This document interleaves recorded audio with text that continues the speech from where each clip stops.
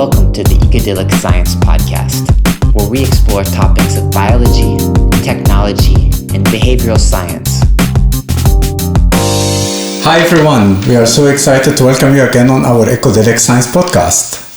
I am Ahmed El-Hadi, and to remind you again, I work in Constance. I am a research group leader at the Cluster for Advanced Study of Collective Behavior, and I'm very excited about science communication. I love behavior, and I love to communicate what we are doing about collective behavior, either in research or in the newly formed company, Ecodylic Science, that I formed with my colleague Jacob. Jacob, can you remind people who you are?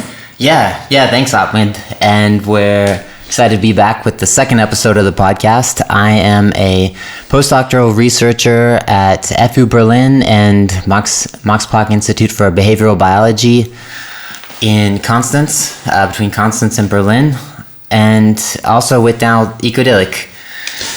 So, just to remind you again, for people who haven't watched our first episode, last episode, you will find it on our channel, so please check it out, and also don't forget to subscribe to our channel. We talked about what is collective behavior. Can you briefly remind us, Jacob, what is collective behavior? So last time we talked about collective behavior, which is behavior of groups of animals. Animals are humans, and how it's really connected to complex systems concepts like emergence, tipping points, and so on, and how that this field has become, emerging and important, flocks of birds, schools of fish. We kept giving example and defining what's collective behavior, but we really haven't talked about how we study collective behavior, and this is really the focus of our episode today.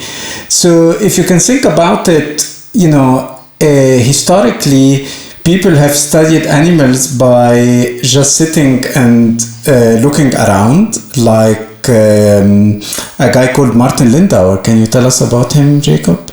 Yeah. So first, to study collective behavior, you would need to follow multiple animals.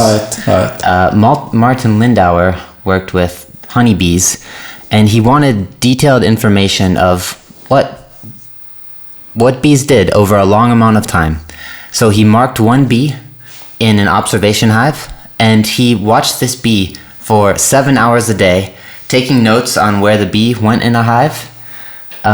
He did this for almost a month, 24 days, and then after this amount of time, he had very detailed information of what this bee did. Wow. So can you imagine just one person sitting following a bee for 7.5 hours to know what they're doing? So how can we follow very large groups of animals? Till recently, it wasn't really possible to do, but there have been some technological advances that really allowed us to track and follow the behavior of large groups of animals almost in real time.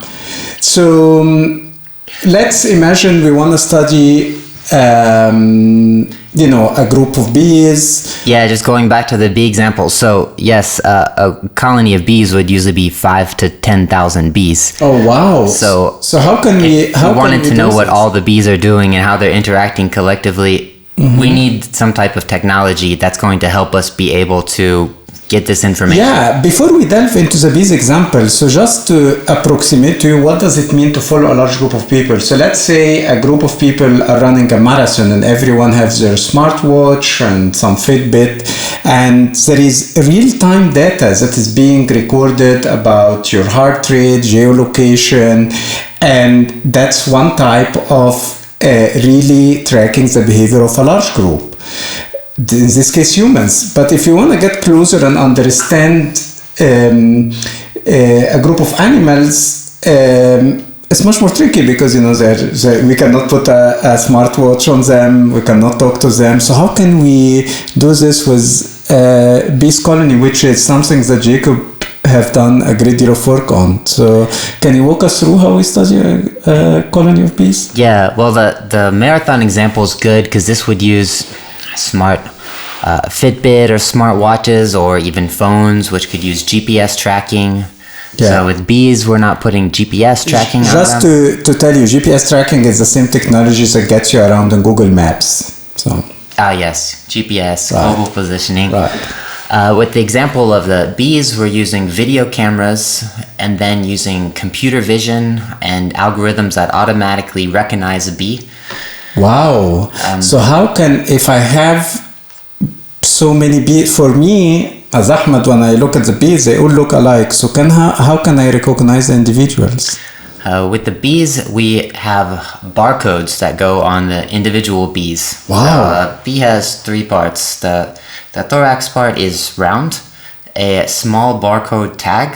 This is part of the bees book system that was developed. So how can I, wait a minute. So, everyone knows what barcodes is. You go to the supermarket, you want to buy something. Yeah, there is an QR codes system. that you scan with your phone. Exactly. Yeah, same so thing. how can I put a barcode on the bees?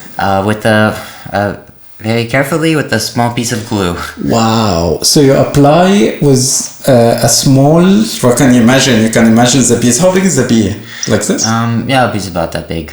Okay. Yeah. And then you put it on every bee, and then you have a large group of individuals that you can follow. Yeah, but the key thing is the barcode enables us to know which bee is which. And then with automated software, we know which bee is which, and then can automatically identify where the bee is in the hive. And now we can track thousands of individuals So over a long period of time. I have like trajectories where they are moving, what they're doing. So let's go back to the cameras. Yeah, but so this could be applied to not just bees, but many different animal species who are doing collective behavior. Fish, rodents, Great. for example. And the cameras, can one use a GoPro or off-the-shelf camera to do this? It depends on the tracking of the algorithm, but yes. Oh, great. To know who is who, then we have some details of what machine learning algorithms, individual recognition. Actually, let's come back to this in the data analysis. Right. For recognizing individuals. Great. So now I have a camera. I'm looking at a colony of. So can you remind people what does a colony of bee look like? There are workers. There are a division of labor or something like that. Yeah, colony of bees. The bees use a system. It's called age polyethism. Polyethism meaning multiple behaviors, but based on age. So bees change behaviors generally as they age. Young bees do brood care. Middle-aged bees do multiple tasks, including building comb and creating honey. Older bees go foraging. They're different places in the nest, and they change behaviors according to the colony's needs. And then we always hear, sorry for my lack of knowledge about bees, but we always hear about this queen, the queen bee. What is the queen bee? So the queen bee is laying eggs for the colony. I think of the queen bee is kind of the reproductive organ of the colony. Wow. And then using the camera system and the identification systems with barcode, you can track how they change their behavior over time and their function over time? Yeah, exactly. So coming back to this example of Martin Lindauer, who tracked one bee for 24 days, watching this bee every day. Now we can track multiple thousand bees. Wow. Over longer periods of time than this. So that's an important thing. It's not like I take a shot and that's it. You have the camera on for how long? What is the maximum? So some experiments we did here in Constance, we had the cameras on for about 4 months. Wow. And we had tracked a total of... So let us just really contemplate this moment. So we have one scientist, Martin Lindauer, who was in which year? I forgot. It was in the early 1900s. Yeah, early 1900s. I forget the year also. Stay for 7.5 hours tracking one bee, and today in 2024 we can have thousands of bees tracked for months individually, which is something beyond human ability to do just by looking. So that's what technology does to us. So let me take a bit of a detour. So here we always see attention in science always happening is that should we develop new technologies to drive progress in science, or should we develop new conceptual ways of thinking about old problems to drive progress in science? Do you have any take on this? Or This is an interesting problem to think about, because now we're talking about all these technologies, and it comes to the question, okay, now we can have data that would be unimaginable 50 or 100 years ago. What can we learn from this data? Right. And just the ability to take this type of data and the technology that enables us to get it is then driving new questions. Right. Which then brings up new ideas to science. Right. So here, I see like there is, I think sometimes there is this, I would almost say, fake dichotomy between we need new technologies or new conceptual framework. I feel like you really posed it in the right way. New technologies, large amount of data might not necessarily be beneficial, but will drive more questions that will require new conceptual advances in order to answer it, and you have this feedback between the technique and the concept, right? Exactly, it's a feedback. It's not just we have new ideas and then this new idea changes everything. It's completely a feedback. And right now, I think we're really experiencing an explosion in the availability of technology and data. So this drives me to the next part. Is like, there is this explosion of data, what we call big data, and a lot of data, okay, but if I have like tens of thousands of bees, I see their trajectories, how can I make sense of this darn large amount of data? Yeah, also really good question. But for that, just wanted to mention also, we talked about bees an example, and and using cameras to automated tracking, GPS tags for also tracking. There's also so GPS tracking, you will use it different for ways example, of getting sorry to information you, but for GPS tracking, you will use it like in the field when you have these large monkeys, or birds, bird migration, for example. Bird migration, there is this system called Icarus that really can tracks the position of the animal all over the world. Mm-hmm. And different types of cameras, but at the end of the day, you are getting so much data. So what do we do about it? So I'll come.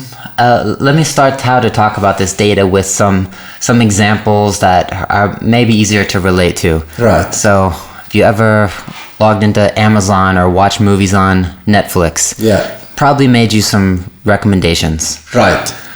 And so this is an algorithm that's taking lots amount of data, in this case your history of what you've watched, maybe some other information, and it's condensing this to make some predictions of what you may like next. So there's a couple ideas here. One is dimensionality reduction, and we have, of course, artificial intelligence. But exactly. Learning. So you forgot the keyword, and I'm sure our listeners are very interested in this. It's artificial intelligence. We hear about artificial intelligence all the time, but we wonder what's its current, apart from all the dreams about like fully artificial agents and stuff, what is the current, one very real current application of it is to deal with this large amount of data, right? So yeah, absolutely. I would say there's two main ways. One is, okay, we have large amounts of data. How do we understand and analyze? So let me go slowly here. So let's say you are collecting all this amount of data about bees. Can you walk me through? Okay, you have on your computer the position and the trajectory of a big number of individuals. What do you do to say anything about their behavior, how they interact? So, way to approach this is we have lots of information. We want to compare individuals over a large amount of time, calculate many different aspects that describe each individual, their speed, who they interacted with, where they spent time, when they were going outside, many different aspects of data. Then we use some type of dimensionality reduction. Let me stop you here. So what is dimensionality reduction? So this means you can think of, I just named about 5, the speed of the bee when they're going outside, where they're moving. So let me say it in a pedagogical way. If dimensionality reduction means I have this very large data, I will do dimensionality reduction with my hand. Let's say it occupies the space this is what the data occupy. To dimensionality reduction, I just reduce the dimensionality of the data because maybe there is a lot of noise, or am I wrong in my interpretation? The idea is also we want to use as much data as possible in order to make understandings. So, and we can measure many different things. So this idea of the dimensionality reduction is, let's use as much data as possible. Let's make this start with as much as possible. But at the end, we want something that we can understand. So we want something that we can compare. So we need to reduce the dimensions in order to something we can actually grasp, and that's a bit more meaningful. So then you have the speed, the heading, and the amount of distance a bee, for example, traversed. So what do I do afterwards? So then we can use dimensionality reduction, for example, now getting more technical principal component analysis or other visualization techniques to then now we can have all these things we measured, and now we could say one or two important dimensions where these, for example, speed is different, for example, heading is different, or general motion characteristics or general task engagement.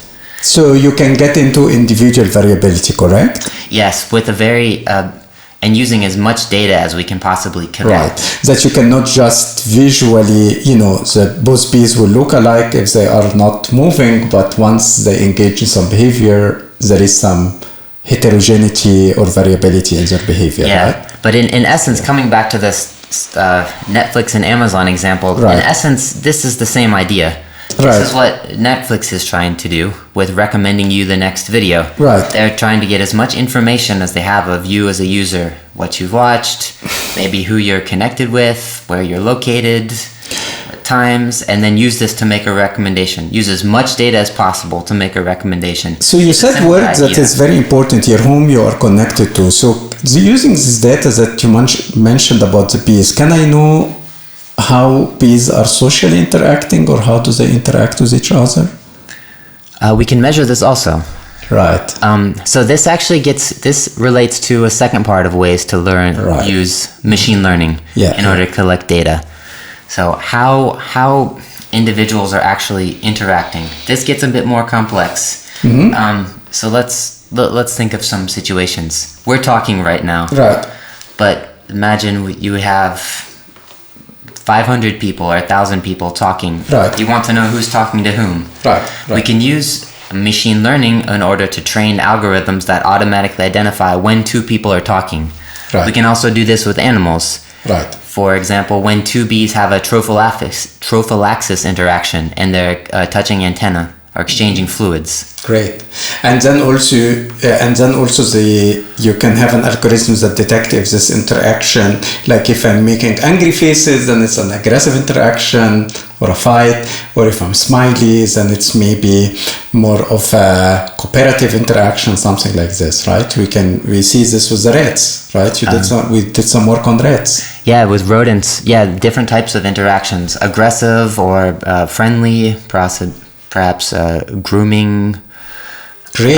So it's really like the keyword here is artificial intelligence. Really, all this machine learning algorithms that help us really use this large data to get insights into how the individual behaves, the heterogeneity across individuals, and how these individuals interact. There is also, I was wondering, some things that happens in any social network, which is social hierarchy. Can we use machine learning algorithms to look into social hierarchy? We can use. So last time we talked about network concepts. And this data we're talking about how individuals are interacting and connected to each other. Then you can use this to form a network of how individuals are interacting in multiple different ways. How we're aggressive interactions or friendly interactions, and then use this to form a network, and from the network then show different forms of social hierarchy.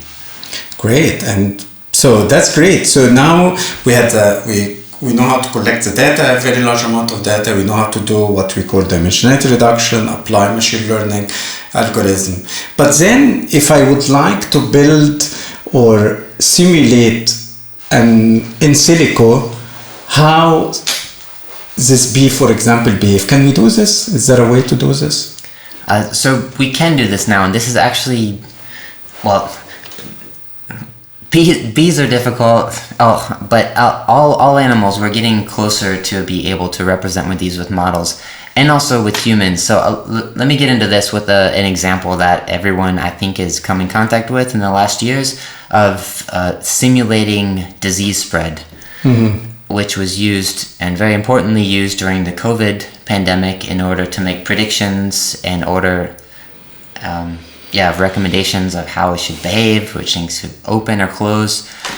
So these simulations are mostly based on a quite simple model called the SIR model, mm-hmm.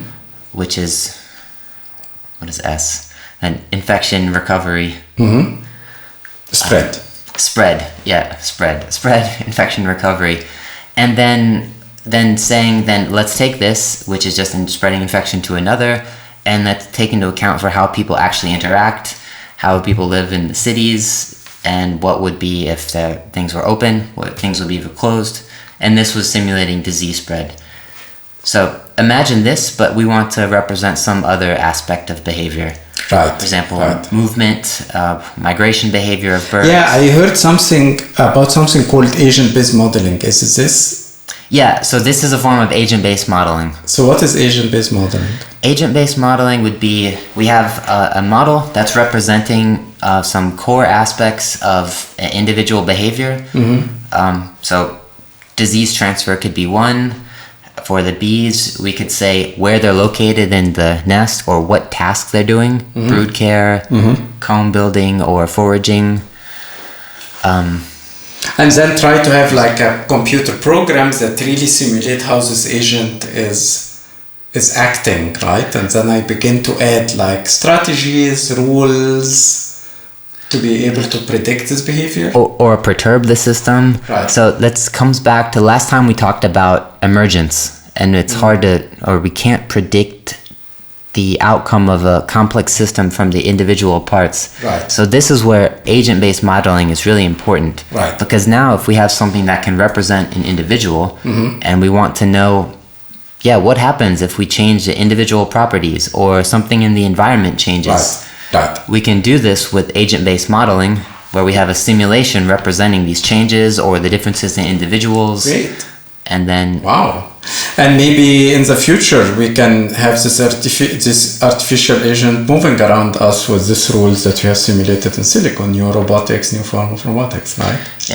This can be. There's also to study collective behavior and animal behavior. For example, robotic fish. So let's wait on this a bit. So I feel like we covered a large swath of things now. Just to recap, we have large groups of animals, we can tag them, we can track them, we can image them, we can collect so much data, use artificial intelligence to get insights about many things they are doing, we can simulate this.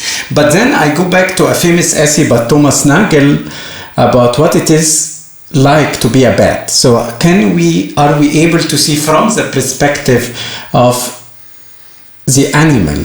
For example, if I have a group of fish, a school of fish moving in the water, I want to ask how the world looks like from the perspective of the fish. What kind of signals are they using from other fish to orient themselves? Is it possible to do this? So it's getting more possible to do this. I think there's two things we can bring in to talk about this. One is creative immersive virtual reality systems. Wow. To actually control the sensory information we show to the fish. Wow, let me just stop you here. So can we do virtual reality for the fish? So virtual reality, maybe you've seen those wear a headset. Yes. And with Meta. But we can actually do this for animals now. How? And animals now also. Virtual reality for fish relies on visual signals. Mm-hmm. Fish are mostly visual, so projecting visual images that look like other fish or aspects of the environment. Right. And the fish get tricked into believing that these are real fish, right? Yes. Wow.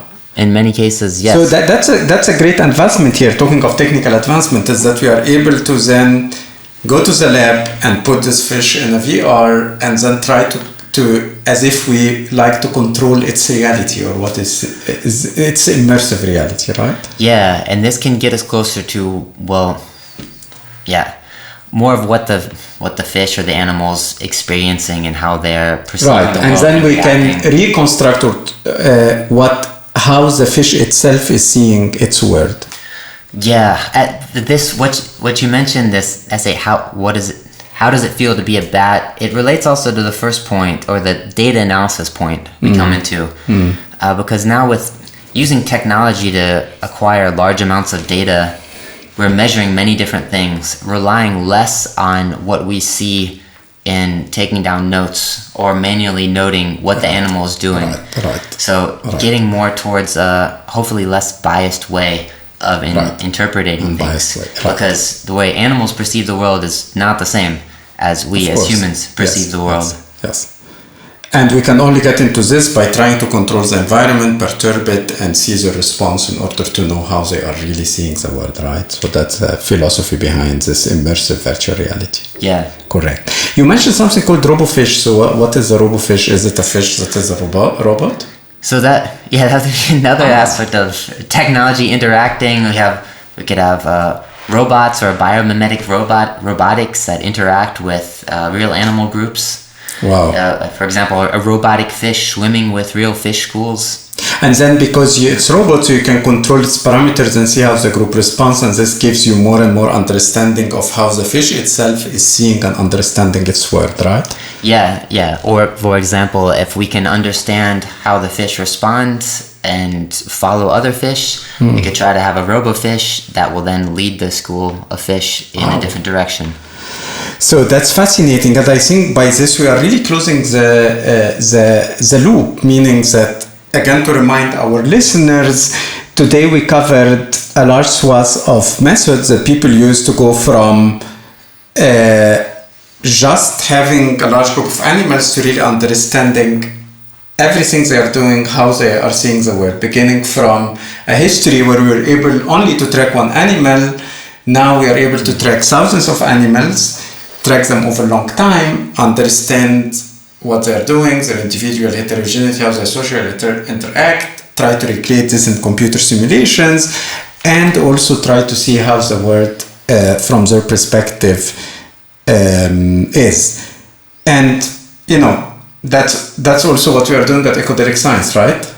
Yeah, this is a very exciting area, I find, because now the ability to take information over hundreds or thousands of animals and do it automated in a less biased or an unbiased way we can really make big advances in how we understand. And behavioral insights, we understand how we perturb collective behavior. So that's something we are really passionate about. That's something we are really committed on doing in Ecodylic Sciences as a startup. Mm-hmm. And how these technologies then can be applied in different areas. Yeah, and real world applications. We talked about what is collective behavior, what technologies we are using. And you have to wait for next episode that we talk about real world applications. Yes, our next episode will be real world applications. And just so we touched a lot of different technologies today. There's actually a lot of these real world, for example, face recognition. Right. And next time, let's talk about and go through all these, because actually a lot of them we come in contact with every day. And a lot of them are also being used now to study animals, behavioral biology, and understand things around us better. Great, that's fascinating. And thank you all for listening. And don't forget to subscribe to our channel, and we are happy to have any feedback. Thank you, Jacob. Yeah, thanks. Take care.